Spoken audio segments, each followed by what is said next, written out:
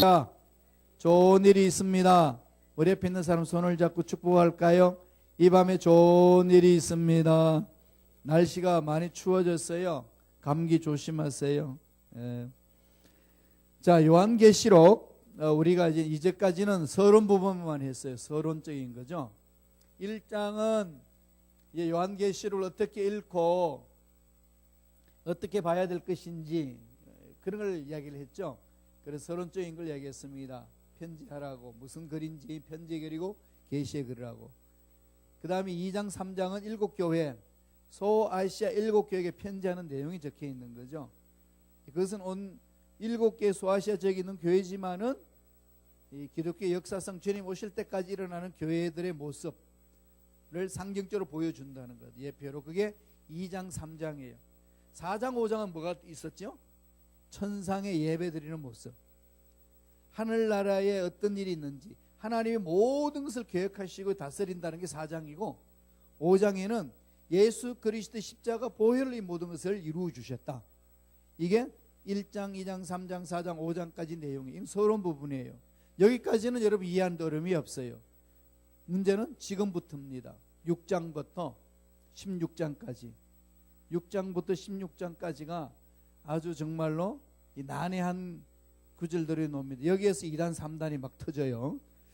5장까지는 별 문제 없어요. 5장까지는 별 문제 없는데 이 6장, 7장, 6장에서부터 16장까지 17장, 18장, 19장에는 이제는 심판, 마지막 때에 대한 심판에 대한 것을 이야기를 하고 있으니까 안 되고, 그럼 20장 되면 천년왕국이 있고 21장, 22장은 새하늘과 새 땅이 나오는 거고, 그건 기본적으로 다 일어나요. 천년왕국에 대해서 큰 문제 일어나지는 않습니다. 바벨론 심판받아도 문제 일어나지 않아요. 6장에서 16장, 이 6장에서 16장이요 획기적인 건데 세 가지를 다루고 있습니다. 크게. 그게 뭘까요? 일곱 인 심판, 다음에 일곱 나팔 심판, 일곱 제약이는 우리 다죠. 일곱 뭐죠? 대접 심판. 다 이게 다 일곱이죠. 일곱 인을 뗀다는 거, 일곱 나팔을 부는 거, 일곱 대접을 쏟아붓는 거. 이게 6장에서 16장까지 내용이에요. 이게 지금 이 세 가지만 잘 이해하면은 요한계시록 뚫습니다. 이게 해석하는 방법이 너무 다양한 거예요. 너무 다양한 나머지 이 각자 다 주장이 달라요. 그래서 우리 이걸 나누어서 앞으로 생각할 거예요. 이걸 부분에서. 그래서 먼저 서론 부분에서 일곱 인을 이렇게 이야기를 하면은 일곱 인이 하나님이 이루어 주신 사건, 여기서 이제 심판, 환란이 시작되는 거죠. 환란이 시작된다. 그 환란이 시작돼서 이제 대환란이 일어날 것이고, 하나님의 여기에서 재림이 오셔서 심판을 종지부짓는 걸 이야기하죠. 그리고 나서 이게 천년왕국이 와요. 그러고 나서 뭐죠? 새하늘과 새 땅. 새하늘과 새 땅을 이야기를 하는 거죠.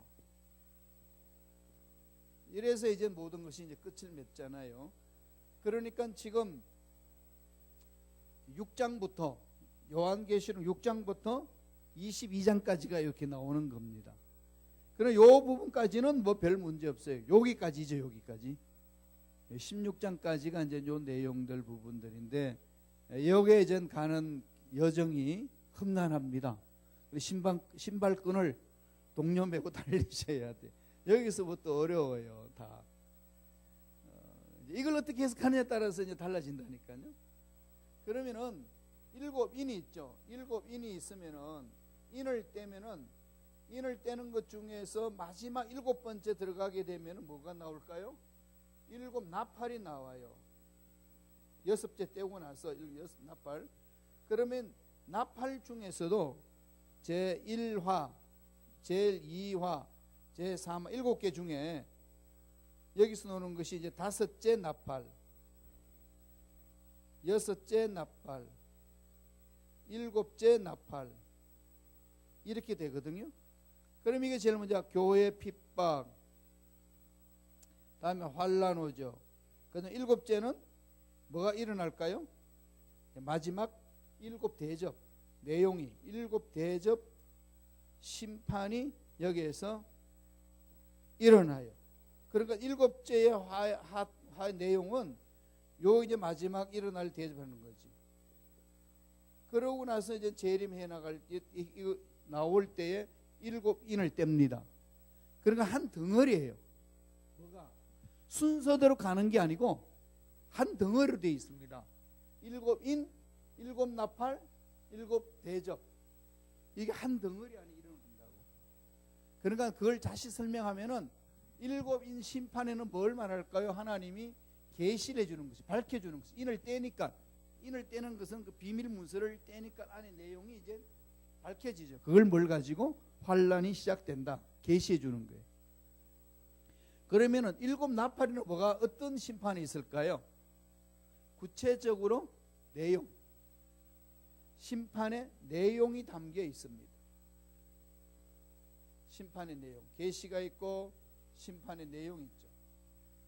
그러면 이제 일곱 대접 속에 이제 일곱 대접에 들어가게 되면은 어떤 종류로 하나님이 이 부분들을 나누어 줄까요? 구체적으로 일곱 대접 안에서 하나님이 하시는 그 말씀이 이 속에, 이 성경 속에서 하나씩 하나씩 나타내고 있습니다. 그 부분들을 지금 여러분들하고 같이 구체적으로 일어날 그 심판을 실현화되는 거죠. 심판의 현실, 심판의 실현.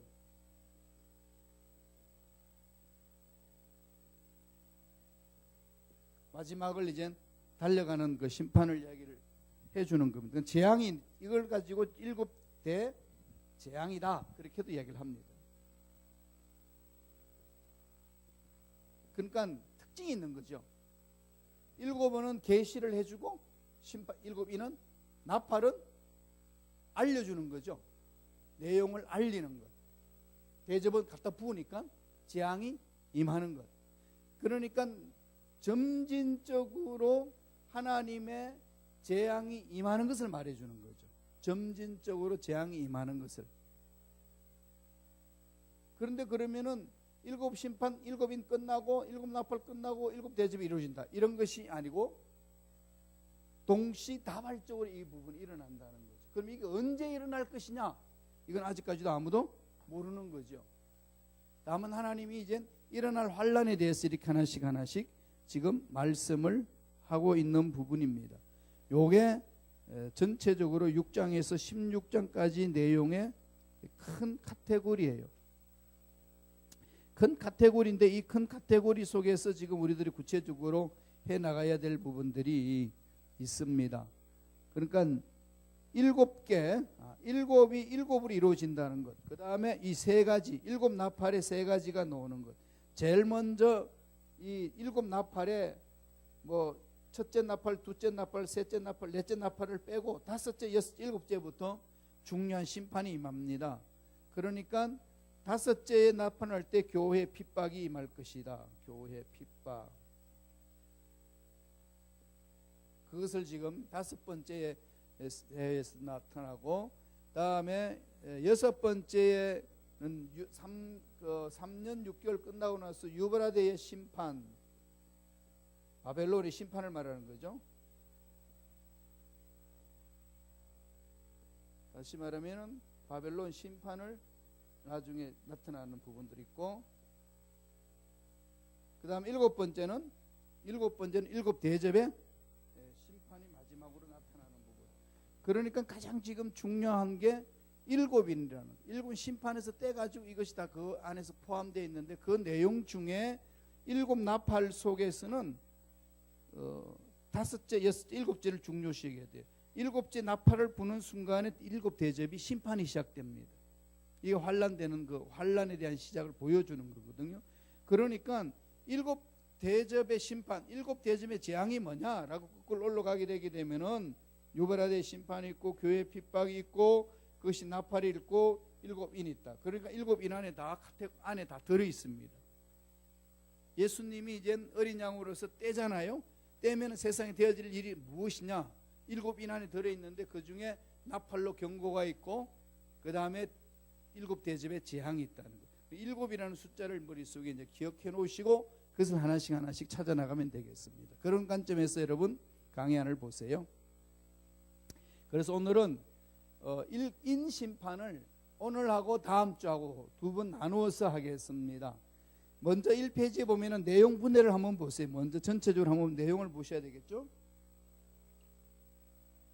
6째 인을 떼잖아요. 그런 것 중에 오늘 우리가 해야 될 것은 4째 인임만 이야기를 합니다. 거기는 4생물이 나와요.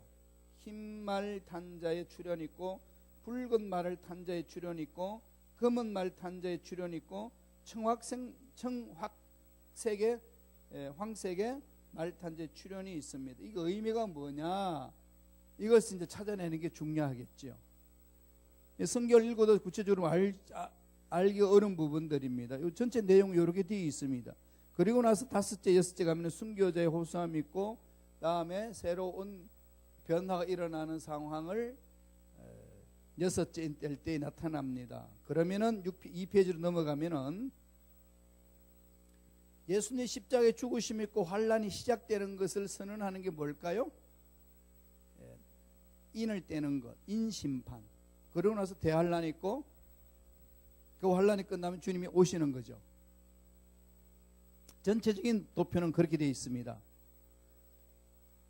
그래서 6장 내용은 예수님이 초림해서 이 세상에 오셔서 재림 때까지를 망라한 시대의 속성을 밝혀주는 거예요. 어떤 시대로 어떻게 흘러갈 것인지. 그러니까 7째 인 안에 뭐가 들어있다고요? 7 나팔이 있고 7 대접이 있습니다. 그러니까 다 그 안에 포함되어 있는 거죠. 7개가 3개씩 나열된 게 아니고 7째 안에, 그러니까 7인 떼는 것 안에 내용이 나팔이 있고 대접이 있습니다. 그렇게 보셔야 요한계시를 제대로 볼 수가 있습니다. 자, 보지요. 그런 심판의 시대라는 거죠. 각 인을 뗄 때마다 큰 재앙들이 땅에 쏟아집니다. 그래서 6장 내용은 장차 일어날 대환란에 대한 사건을 전체적으로 보여주죠.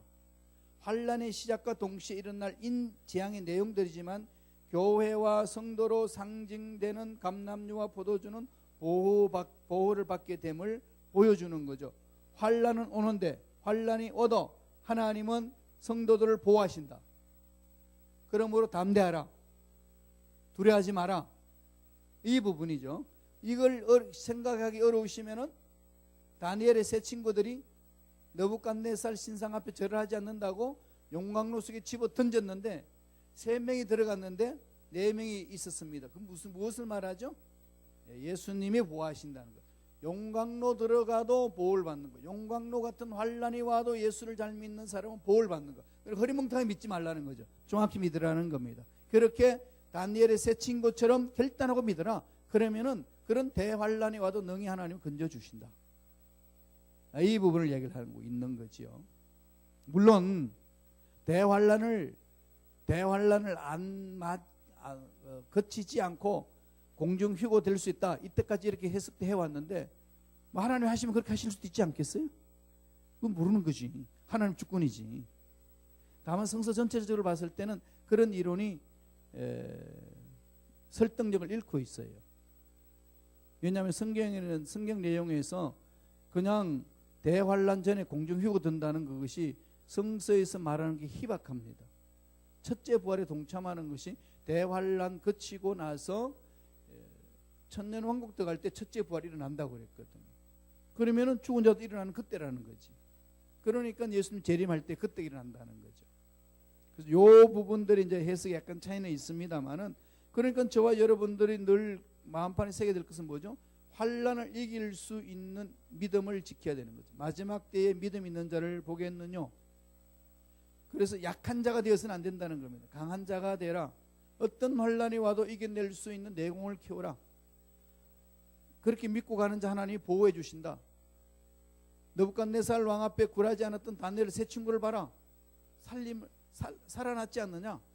이걸 이제 이 계시록에서도 그것을 강조합니다. 그러니까 저와 여러분들은 무슨 환란이 와도 나는 이겨내리라.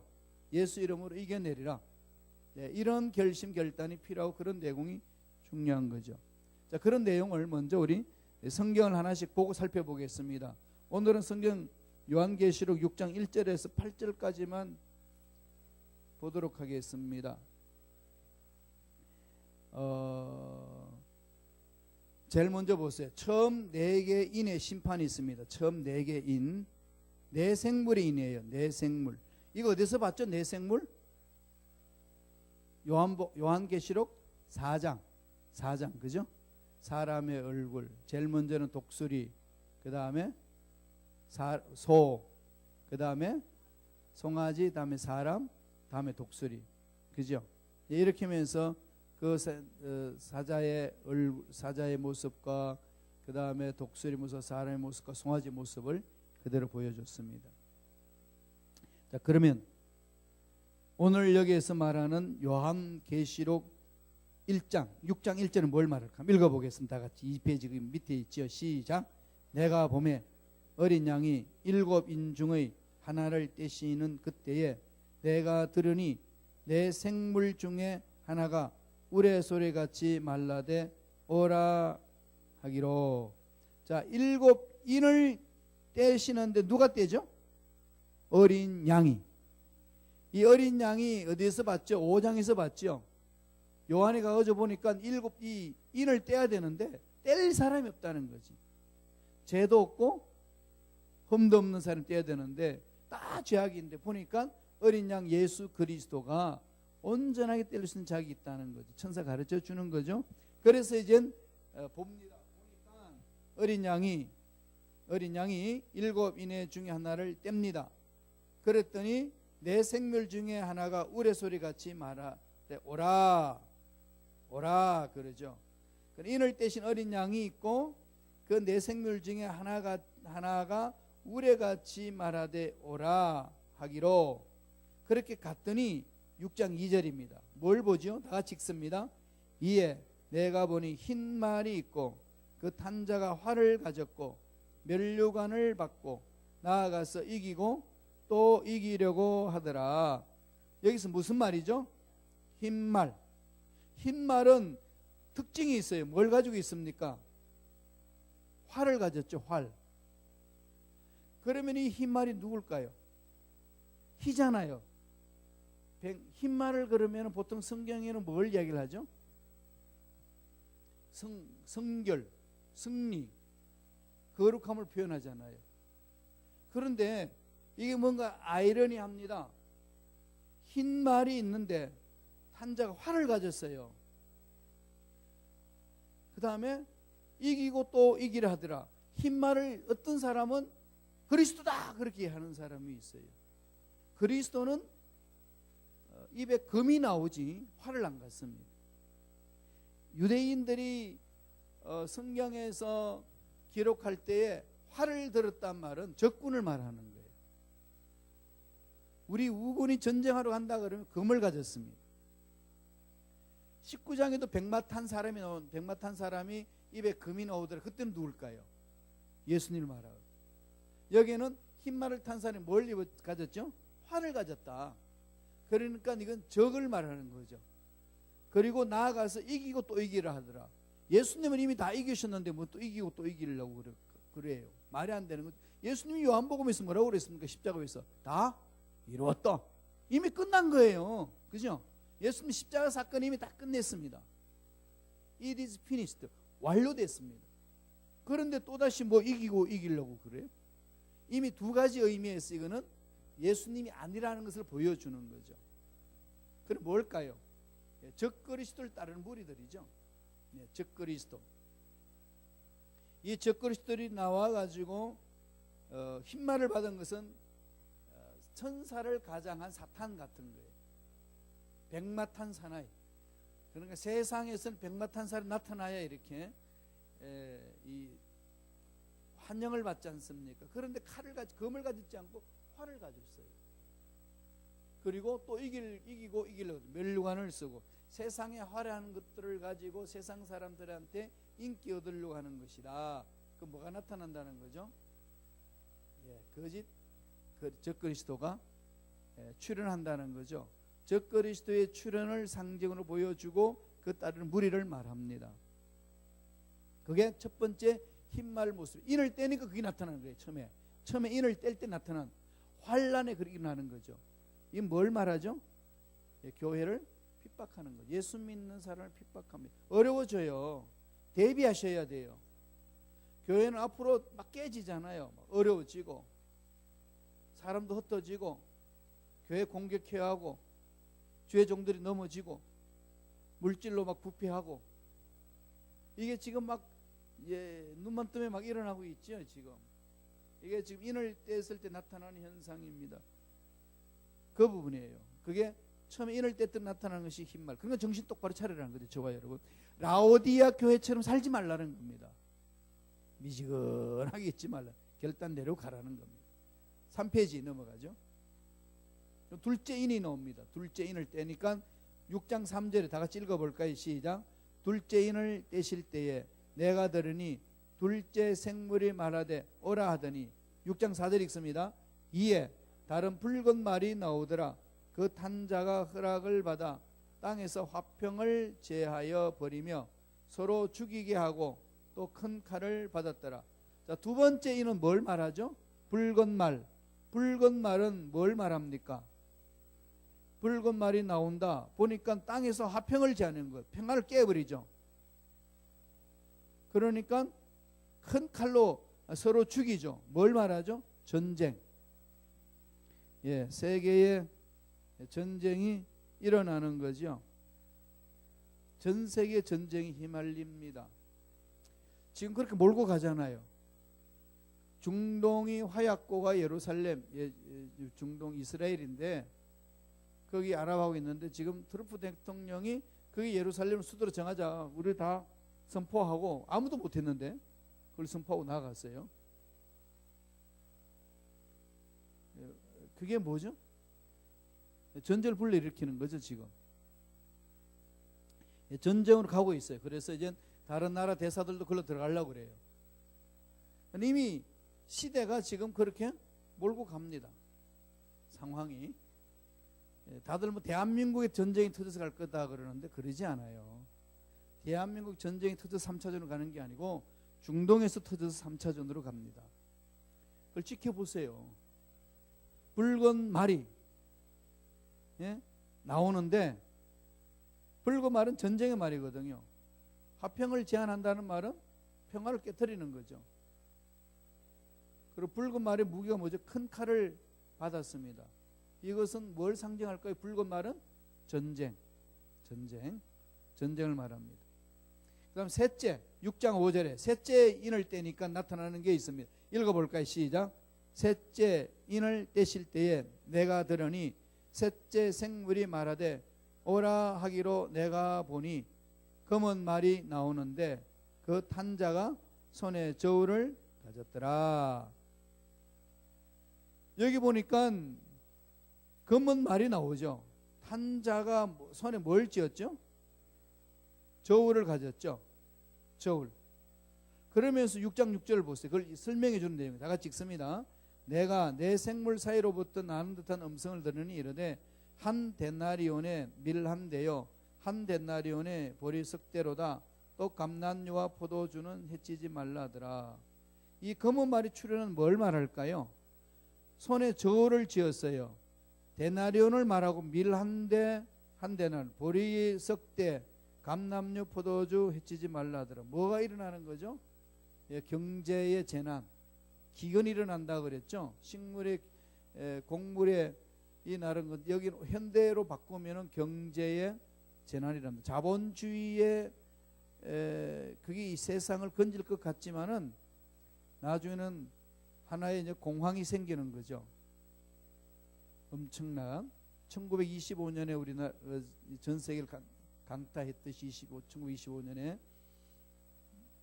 그러한 상황이 일어난다는 거죠. 앞으로 경제의 난이 일어납니다.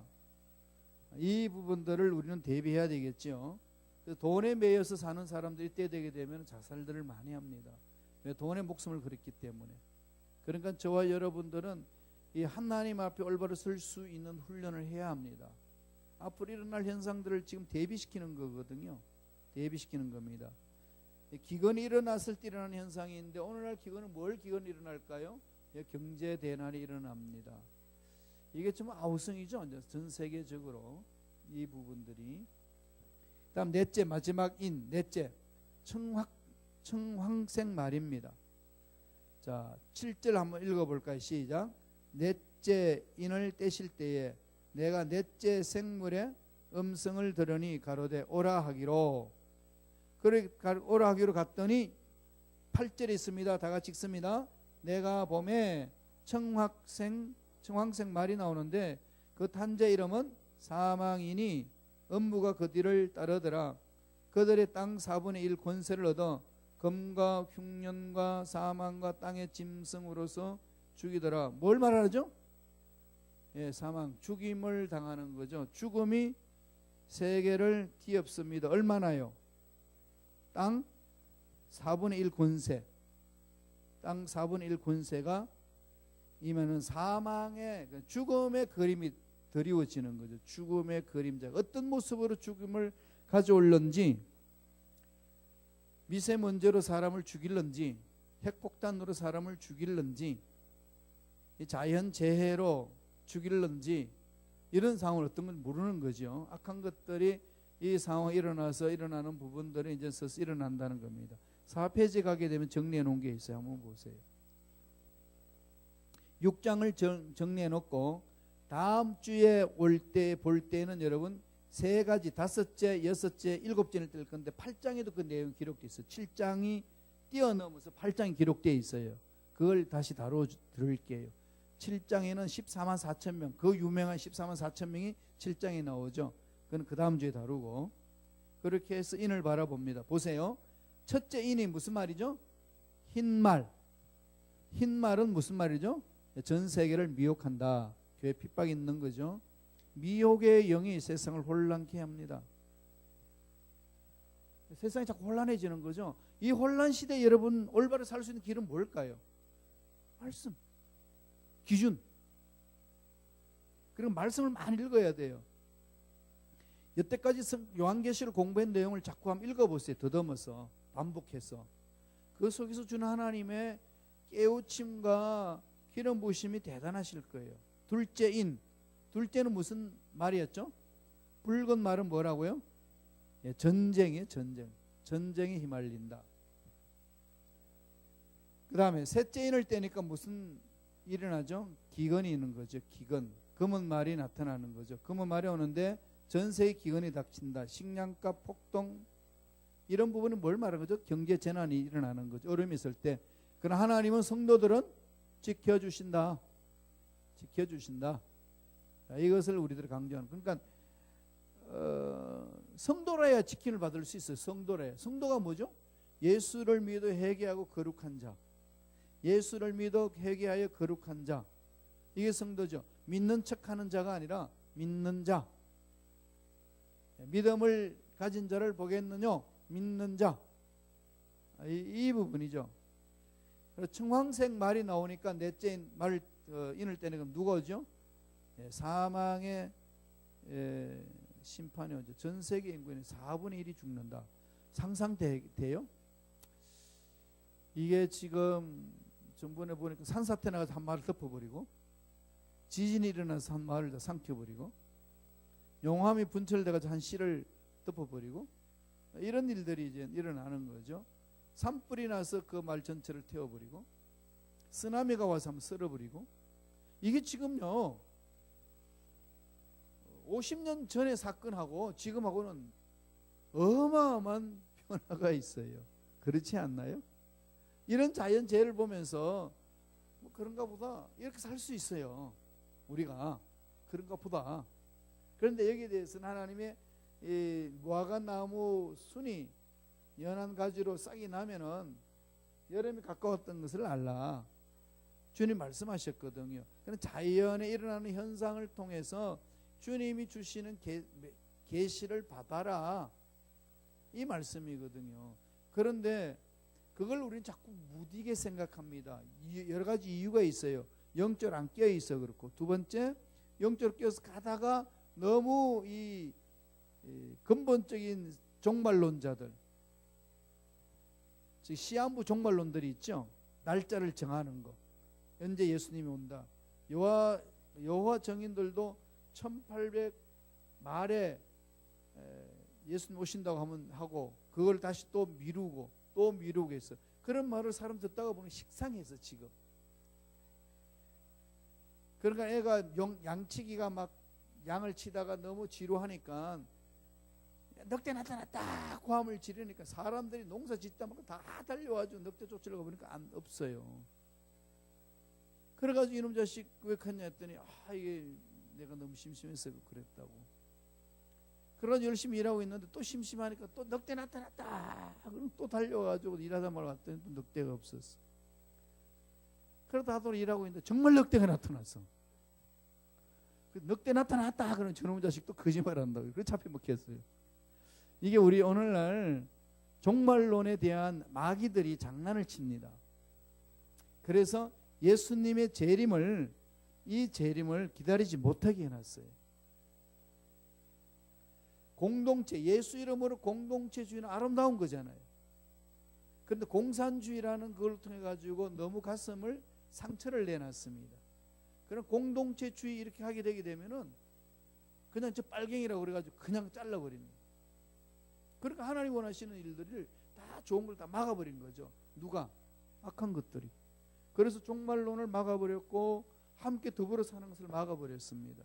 그게 지금 우리가 살고 있는 세상이에요. 이럴 때 우리는 뭐 해야 되죠? 끼어 있어야 됩니다. 끼어 있어야 되는 거죠. 그래서 전 세계 인구 사망이 이루어진다는 것. 그래서 다시 한번 정리하면, 흰 말은 적그리스도류, 그리스도를 대적하는 자들, 그런 전 세계를 미혹하는 것. 붉은 말은 전쟁을 일으킨다. 검은 말은 경제 재난을 가지고 온다. 청학색 말은 사망을 가져온다. 이게 앞으로 인을 떼낼 때 나타나는 환란 시대에 있을 상황을 말해요. 환란 때. 이 환란이 지나가는 거죠. 환란이 일어나서 쭉 여기 갑니다. 여기 오면 이제 대환란 7년이 오죠. 7년 대환란 오는 데를 이끌고 가는 겁니다. 그런 대환란 7년이 올 때 나타나는 현상들이 7대접의 구체적인 내용이 갖다 부어지는 거죠. 재앙들이. 그만큼 어떻게 됐죠? 가까웠다. 시간 언제 흘렀는지 몰라요. 가까웠다는 겁니다. 자, 그러면은 이 6장에서 여러분 좀 깊이 생각해야 될 문제가 있습니다. 6장 1절 한 번 더 생각해 봐야 돼요. 계시록 6장 1절 한번 읽어볼까요? 시작. 내가 봄에 어린 양이 7인 중에 하나를 떼시는 그때에 내가 들으니 내 생물 중에 하나가 우레소리 같이 말라되 오라 하기로. 자, 그러면은 6장부터 16장까지 일어날 재앙 3가지가 있습니다. 첫 번째 7째 인, 두 번째 7인, 두 번째는 7 나팔, 세 번째는 7 대접. 7으로 된 시리즈 3가지 재앙이 있어요. 인 심판, 나팔 심판, 재앙 심판. 이게 어떤 관계가 있느냐는 처음에 서두에서 말씀드렸는데, 이 3가지 관계가 어떻게 이루어지느냐. 자, 문제 제기부터 하나씩 보죠. 거기 보면 문제 제기 찾으셨나요? 자, 인, 나팔, 대접의 재앙은 언제 일어나는가?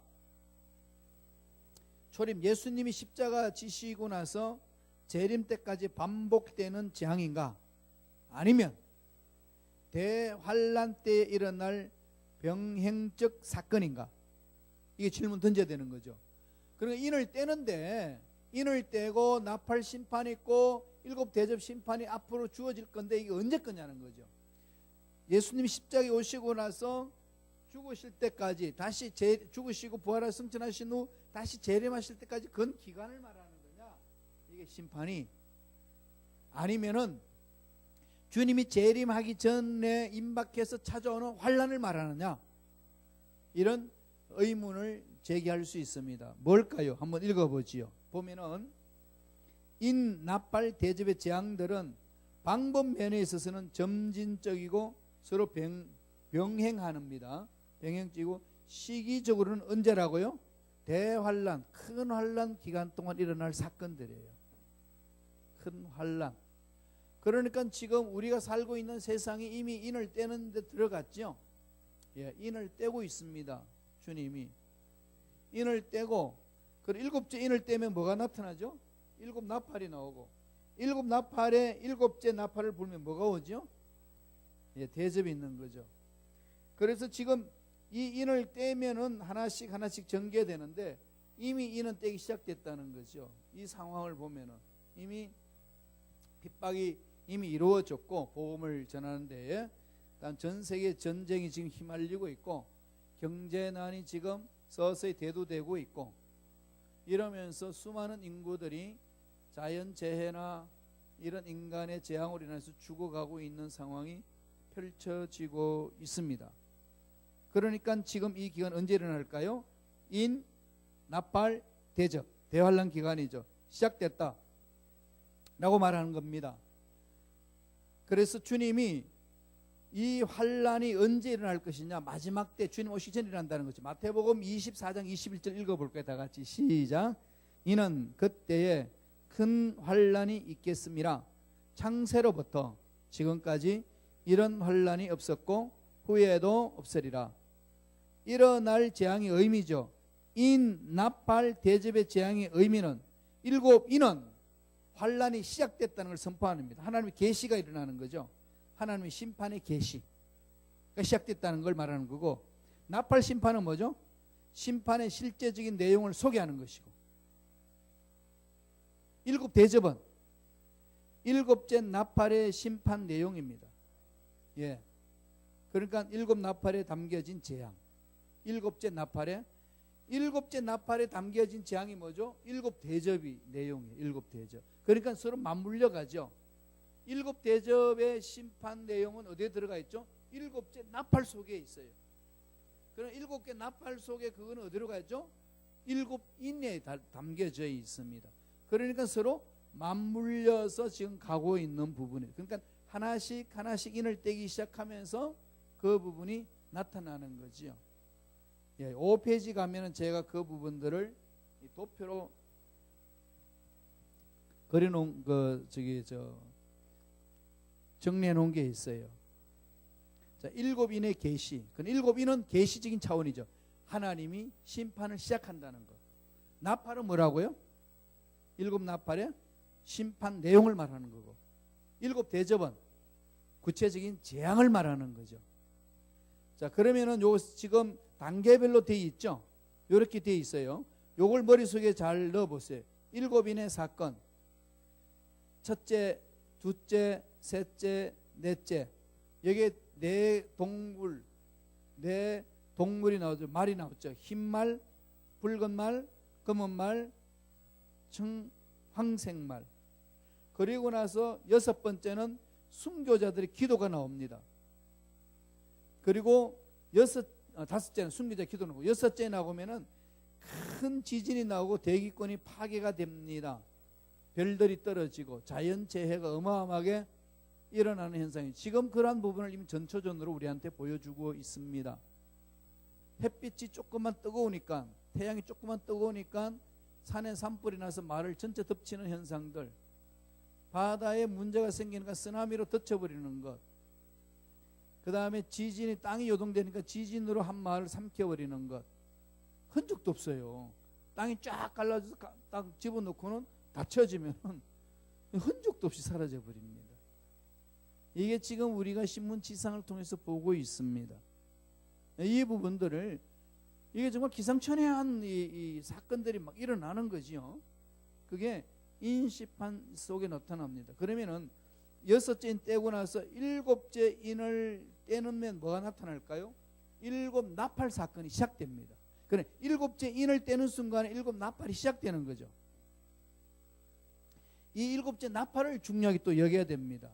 여기서 보면은 첫째, 둘째, 셋째, 넷째까지 이야기를 하고, 그 다음에 제가 우리 요한계시록을 하나씩 보면서 하고요.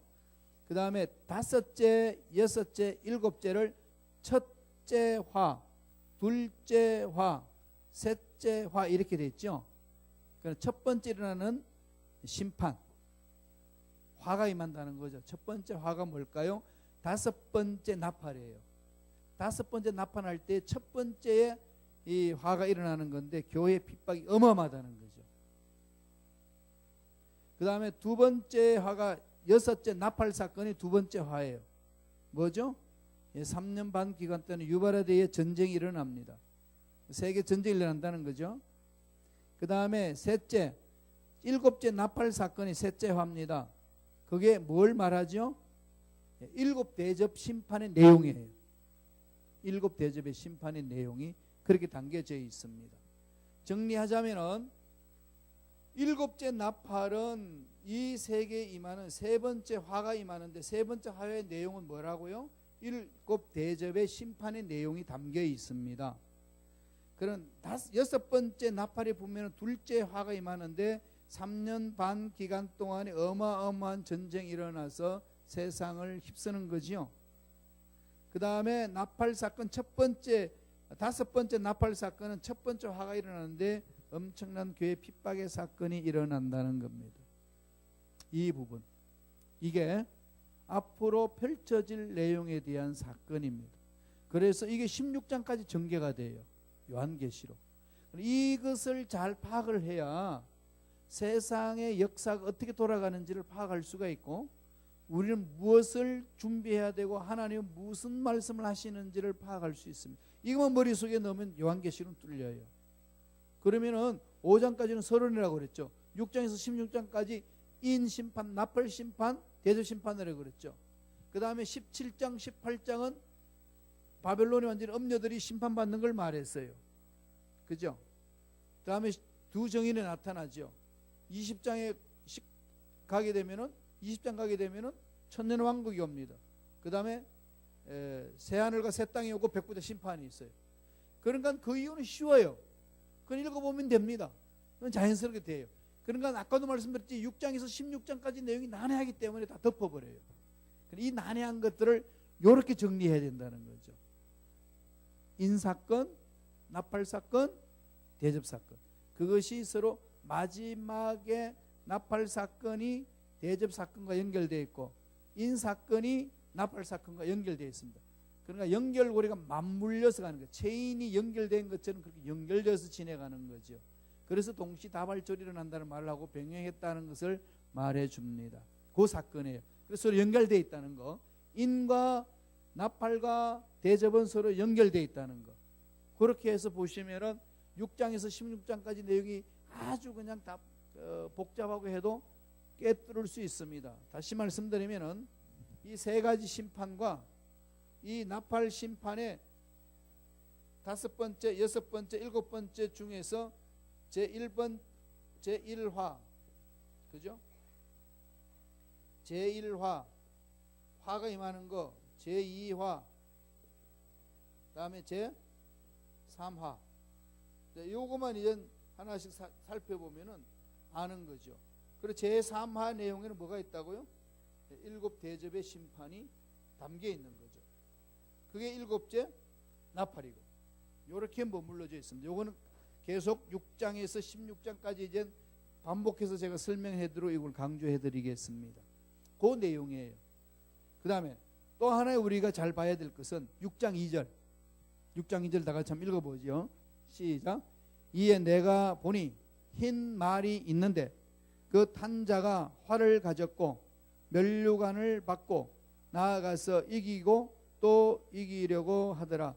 여기서 흰 말을 보는 것이 문제 제기는 보면 흰 말 탄 자가 누구를 의미하는가? 초림의 예수를 의미하는가? 복음 운동을 의인화한 것인가? 대환란 시작 때에 나타날 적그리스도인가? 이 세 가지를 다 해석을 해요. 학자들마다 다 다릅니다. 초림 예수 그리스도를 의미하지 않느냐? 흰말이니까 이렇게 보는 학자도 있어요. 이건 복음 운동에 대한 흰말을 타고 이기고 왕관을 가지고 이기고 하려니까 복음 운동이다. 라고 해석하는 분도 있습니다. 그 반면에 대환란이 시작되라는 적그리스도다. 그리스도를 대항해서 나타나는 것이다. 예. 그러면 이게 어떤 해석이 맞느냐는 거죠. 그걸 여러분들이 기분 따라 선택하는 게 아니고 어떻게 선택해야 되죠? 말씀으로. 말씀의 연결고리를 찾아가면서 봐야 제대로 이걸 이해할 수 있습니다. 이거 잘못 이해하면은요, 이단으로 빠져요. 그래서 그냥 시한부 종말론에 빠져가지고 재산 다 탕진하고 가정 다 파괴하고 그런 일들이 교회 공동체 예수 때문에 그런 일이 잘못된 신앙으로 일어나는 거죠. 예수 때문에 찾아왔는데 악한 영들의 꾀임에 빠져가지고 그냥 뭐 난리치잖아요. 그죠? 한국에는 그런 게 많아요. 피지섬에 여자 목사 사람들 다 데리고 가가지고 두들겨 패고 그냥 그 여자 힘도 좋더만 그 짓 하고 그냥 그래. 한국은요 이상하게 그냥 예언한다 그러면 막 머리 내밀고 달려가요. 종교성이 뛰어난 것 같아. 그래서 자기가 자칭 예수라는 사람이 한국에는 참 많아요. 계룡산에 가면 더 많대요. 돌을 닦아가지고 다가면 자기가 메시아로 그러고. 그러니까 정신 차려서 가지 않으면 다 현혹되는 거죠. 그런데 다행히도 이 시카고는 이 이단들도 울고 가기 때문에 그런 자들이 발붙일 곳이 뭐 없어요. 그 신천지가 제일 힘들어하는 곳이 이 시카고라고 그러잖아요. 이 신천지 지금 잘 드러내지 못해요. 예, 이런 부분들이 우리들한테는 있습니다. 그러니까 이게 우리가 말씀 안에 지켜나가면 더 분리할 수가 있는, 찾아낼 수 있는 거죠. 자, 해석을 보죠. 흰말탄 자의 정체는 마지막 대환란기의 평화의 사도로 가장하여 교회를 미혹할 적그리스도를 드러낸다는 거죠. 그러니까 천사로 화려한 모습으로 가장한 거죠. 이유는 만왕의 왕이요 만주의 주 되신 예수 그리스도 제 이름을 알리는 19장 11절 이하의 모습과 비교해 볼 때 현저한 차이가 있습니다. 그리고 그 말의 출현 배경을 보면은 내 생물의 명령을 받고 나오잖아요. 예수님은 누구한테 명령을 받나요? 아니에요. 예수님 명령하시는 거지. 명령을 받고 나오니까 예수는 아니라는 걸 알 수 있습니다. 그래서 신약에 나타난 그리스도의 재림과 관련된 적그리 출현을 볼 때 분명한 지지를 받기 때문에 흰말탄 자라는 것은 적그리스도, 그리스도를 대항해서 이 세상을 미혹해 하는 자다 라고 우리는 해석할 수가 있습니다. 이게 중요한 거죠. 그 다음 뒤로 넘길게요. 그리고 흰말탄 자의 정체가 적그리스도임을 알 수 있는 또 다른 이유는 감람산에서 마지막 때의 상황을 예언하신 예수님의 말씀으로부터 지지를 받고 있습니다. 흰색이 성경에서 순결, 승리를 상징하는 색깔로서 예수 그리스도 관련을 지으려는 주장이 있으나 이는 광명의 천사로 가장하는 사탄의 역사를 잊어버리는 것이므로 지지받을 수 없습니다. 따라서 흰말탄 자의 정체가 마지막 환란기에 나타날 거짓 평화를 외치며 이 세상을 미혹하게 될 적그리스도입니다. 이와 같은 사실은 적그리스도가 환란기의 후반부 42달 동안 이 세상을 통치하게 될 것에서 더욱 분명한 지지를 받게 되는 것입니다. 그래서 흰말탄 자는 적그리스도지 그리스도가 아니라는 것. 그렇지만은 지금 세 가지 의미가 있다는 것. 세상에는 지금 그렇게 주장하고 있어요. 흰말탄 자를 그리스도로 나타난 것이다. 또 복음의 운동이 일어나는 것이다. 이렇게 이야기를 하는데 이런 근거로는 그런 주장을 우리 받아들일 수 없는 거죠. 논리상. 참조를 한번 보세요. 참조를 보면은 본문에 흰말탄 자가 어린 양이신 예수 그리스도 될 수 없는 이유 두 가지 있습니다. 첫째, 사역적으로 창조주가 피조물의 명령을 받을 수 없기 때문입니다. 어떤 말이 있죠? 6장 2절에 보면은 6장 1절 2절 같이 읽어보면 됩니다. 한번 여러분 성경을 한번 펼쳐 보실래요? 요한계시록 6장 1절 2절 한번 보세요. 그래야만 정확히 파악하실 수 있을 거예요. 내가 봄에 어린 양이 7인 중의 하나를 떼시는데 그때에 내가 들으니 내 생물 중에 하나가 우레소리 같이 말하되 오라 하기로 이에 내가 보니 흰말이 있는데 그 탄자가 활을 가졌고 면류관을 받고 나아가서 이기고 또 이기려고 하더라. 흰말 하나만 보면은 백말 탄 예수님의 모습을 상상할 수 있어요. 그런데 19장에 나오는 백말 탄 예수님 어떤 모습일까요? 입에서 금이 있습니다. 말씀에 금이 나왔어요. 그러니까 금을 가졌지 활을 가진 게 아니다. 유대인의 성경의 묘사 방법은 활을 가졌다는 것은 적군을 말하는 겁니다. 적군이 활을 가지고 나를 쏘러 한다 할 때 활을 들었다는 것은 적군을 말하지 우군이 아니라는 것. 그 다음 또 하나의 흔적은 뭐죠? 면류관을 받았다 이 말은 면류관을 썼다. 예수님 면류관을 쓰고 온다는 건데 그것도 할 수 있었지만은 이거는 과장한 천사랑을 볼 수가 있고 또 하나는 뭐죠? 이기고 또 이기라더라. 여기 결정적인 거죠. 예수님은 다 이루었다. 이렇게 해서 성서에 반박을 해줘야 돼요. 그죠? 이미 예수님이 십자가에서 다 이기셨는데 뭐 또 이기고 이기려고 그러냐. 그 부분입니다. 그건 여러분들이 잘 아시는 내용이 있잖아요. 요한복음에 보면 그 말씀을 하죠. 예수님이 뭐라고 그랬습니까? 십자가에서 내가 다 이루었다. 그게 요한복음 12장 12장이 아니고 저 뒷장에 넘어가야 돼요. 예수님이 달리셔서 여기에 보면은 19장 적어 놓으세요. 요한복음 거기다가 요한복음 19장 30절 요한복음 19장 30절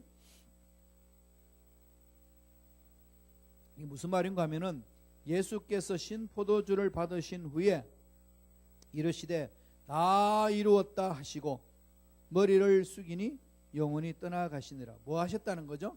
다 이루었다. 여기에 우리가 신앙의 뿌리를 내려야 됩니다. 예수님이 모든 죄를 다 사하셨어요. 모든 원수마귀를 다 철폐했습니다. 우리 앞날의 실패를 다 굳어드렸어요. 예수님이 이미 다 승리를 하셨습니다. 승리를 선포하신 거예요. 승리를 선포하셨는데 오늘 계시록 6장 2절에 보니까 이기고 또 이기려고 하더라.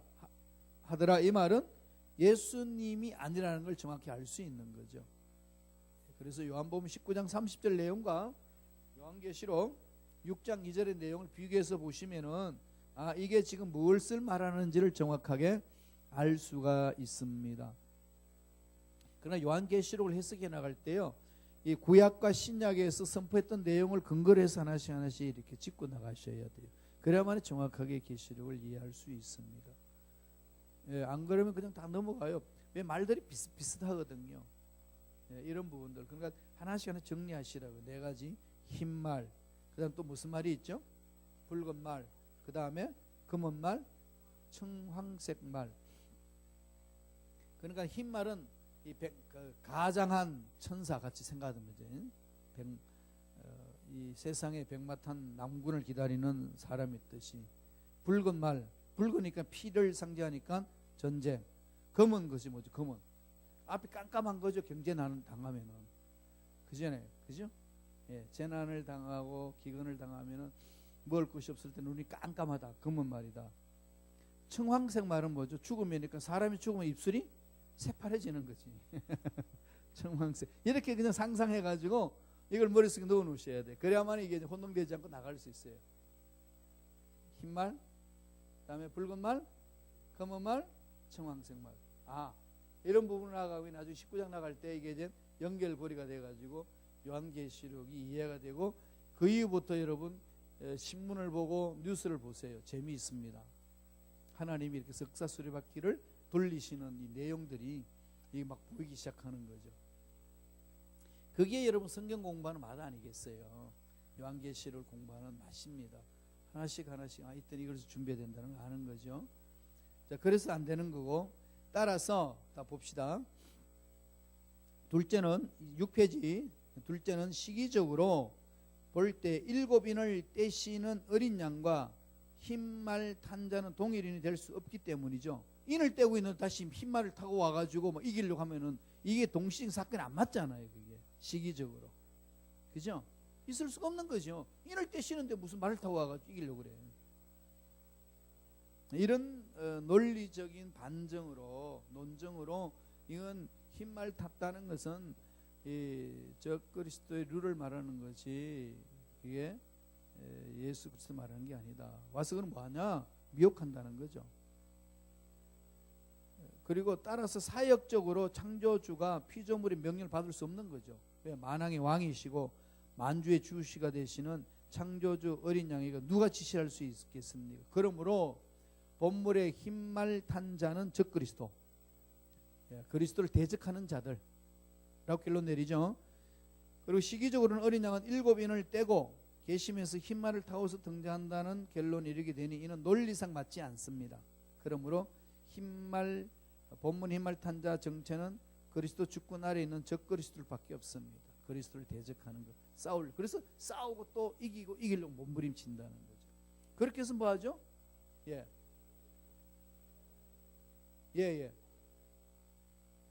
10대 돌아가서 승리하셨으니까 부활하시고 이제 만왕으로 오시는데, 요한계시록 19장 보세요. 잠깐 보고 넘어가죠. 우리 시간 여유가 있으니까 요한계시록 19장 보세요. 예수님의 모습을 그렇게 말해줍니다. 요한복음 19장 11절 보세요.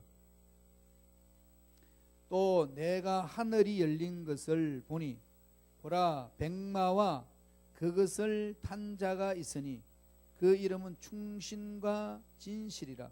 그가 공의로 심판하여 싸우더라. 그 눈은 불꽃 같고 머리에는 맑은 많은 관들이 있고 또 이름 쓴 것 하나가 있으니 자기밖에 아는 자가 없고 또 그가 피 뿌린 옷을 입었는데 그 이름은 하나님의 말씀이라 칭하더라. 하늘에 있는 군대들이 희고 깨끗한 세마포옷을 입고 백마를 타고 그를 따르더라. 그런데 15절에 보세요. 그의 입에서 예리한 검이 나오니 그것으로 만국을 치겠고 친히 그들을 철장으로 다스리며 또 친히 하나님 곧 전능하신 이의 맹렬한 진노의 포도주로 틀을 밟겠고 그 옷과 다리에 이름이 쓴 것이 있으니 만왕의 왕이요 만주의 주라 하였더라. 이게 예수님 모습이에요.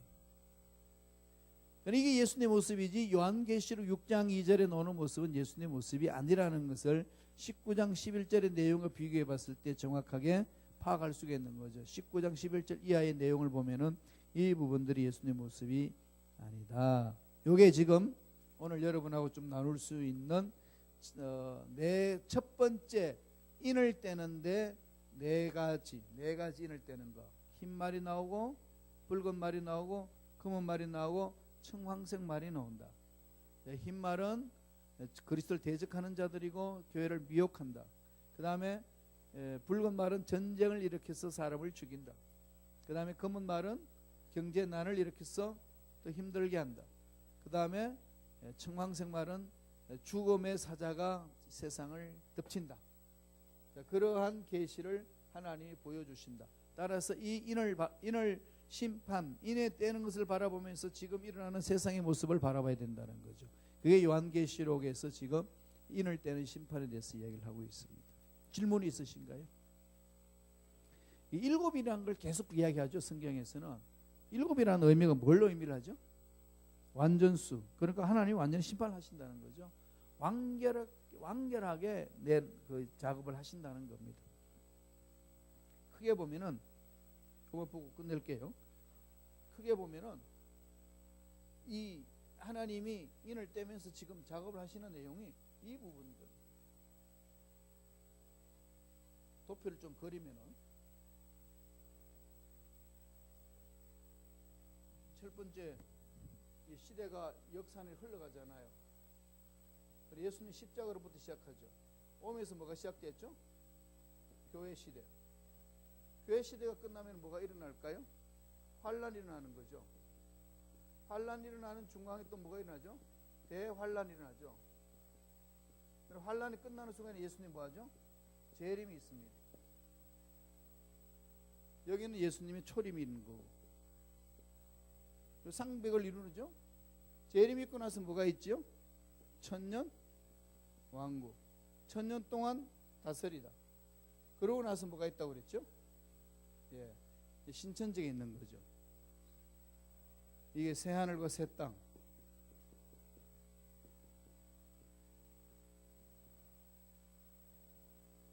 그러니까 여기까지 이 환란의 시작에서부터 요 사이에 나오는 게 계시록 6장에서 16장 인심판, 나팔심판,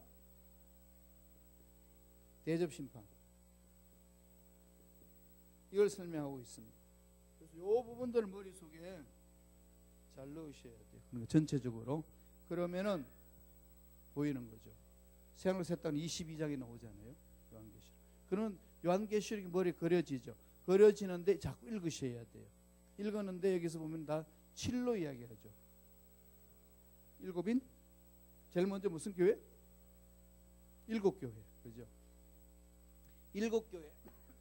일곱 개 이야기를 하고 있고, 일곱 영을 이야기를 하고, 일곱 인을 떼고, 일곱 나팔을 말하고, 일곱 대접을 이야기한다.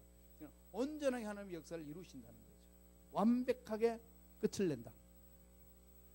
그리고 예수님은 요한복음 19장 30절에서 It is finished, 완료를 선포했다는 거, 다 이루셨다는 거. 그래서 기도하고 구항선 받은 줄로 믿어라. 완료형으로 기도해야 된다는 거. 하나님 나의 병을 낫게 해주심을 감사합니다. 믿습니다. 그런 거죠. 기도하고 구항선 받은 줄로 믿어라. 이 확신, 이걸 이제 날마다 훈련해야 돼요. 마귀는 이걸 못하게 하는 거죠. 자꾸 문제를 줘가지고 혼란케 하고 답답하게 하고 또 뒤로 물러서게 하고 성경 못 읽게 하고 다음에 이런 것이 머릿속에 안 들어오게 하고 자꾸 그렇게 뒤로 물러서게 만드는 겁니다.